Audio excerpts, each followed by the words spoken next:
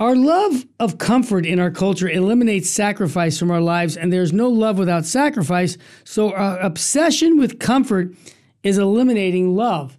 And I think that's a hard sale for people who are in our country right now that have practiced contraception. We just celebrated the July 25th anniversary of Humanae Vitae. We've seen we separate love and sacrifice, that we don't get the two. We want to just have pleasure. So our world is pleasure-driven, and it ties into the topic of why so many young people aren't having children. We want to try and separate the two. So I wanted to get your take about the idea that no love without sacrifice. And Fulton Sheen talks a lot about that sacrifice is the language of love. Your thoughts? Yeah, there is no love without sacrifice. Yeah, it's that simple. Yeah. We are in a hedonistic there you go. culture. Yep. And the hedonists from ancient times were a group of people who thought more of their bellies and pleasure than of anything else. Anything else. That was it. It was pleasure. Mm-hmm.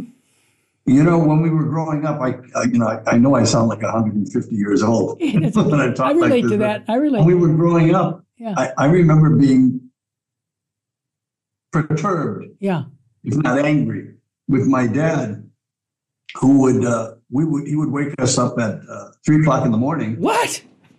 Well, sure, to go to make an hour of adoration. You've got to be kidding me. Oh, no, I'm not kidding. We would drive over to the church, and we were with him to do 1 hour of adoration from 3 to 4. Wow. And that was it. And we were complaining because we were asleep and everything. He would say, what are you kidding me? You were asleep. Who cares that you were asleep? The reason you were asleep is to have energy to do this. You know? That's so funny. But what a father. Also, oh, sure. No, he was, and you know, Saturday was not a free day to do nothing. Saturday was dedicated to mowing lawns, to trimming. We're working. I was telling somebody the other day, which I thought was so funny to remember. I remember being ashamed about what? Of having to wear blue jeans. Oh my gosh. We wore blue jeans only for work. Yeah. Only for work. You wouldn't think of going downtown in blue jeans. You wouldn't think of it. You just wouldn't. It wouldn't even occur to you to be seen in public. Yeah. And since we had 2.5 acres of land right in the city, we had to mow the lawn while you were out. People were driving by and everything. And I remember feeling horrible that I was they were seeing me in blue jeans. That is amazing. Just an absolute disgrace. We had to sacrifice, and I saw my parents sacrificing. Yes, I saw my parents sacrificing. I remember hearing just a couple of times when I was growing up, but they were serious times. Yes, things are tight right now with money. Yes, of course. I said, what was I asking for 50 cents to go buy something, and my mother would say, I want you to remember, here's the 50 cents, but right now things are very tight with money.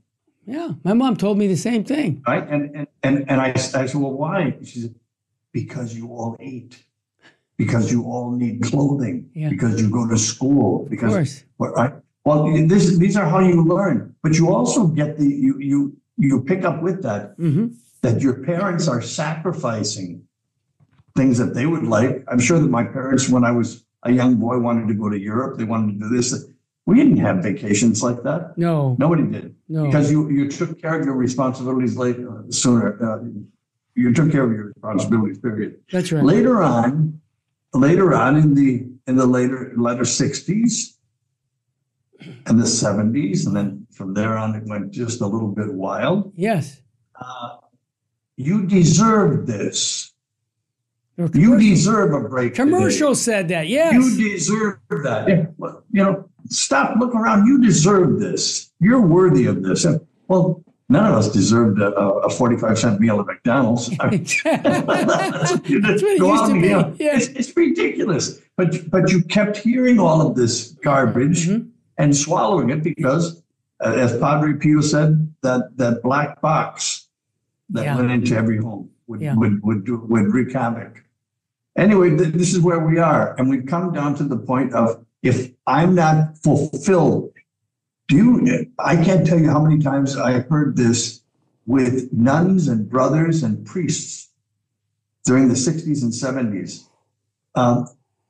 I have to be self-realized. Oh, yeah. Carl Rogers. Self-realization. Yep, realization, yep. Carl Rogers. Yeah, I remember. Anyway, Carl Rogers. Anyway, I have to fulfill myself. Well, you know what?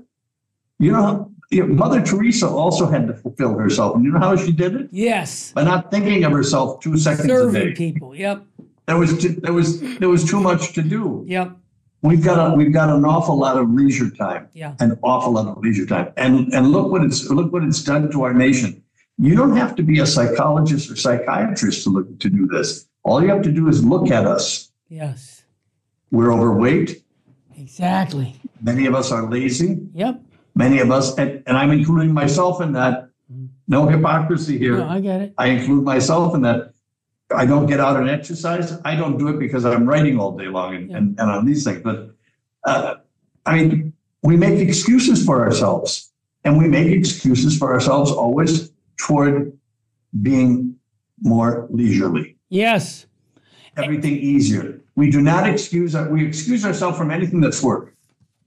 Anything that requires me doing something. Well, physically, as I'm saying, you don't have to get into the psychological part of it until you do, like everything. But physically, we can see the effects of this. Yeah. It's not working.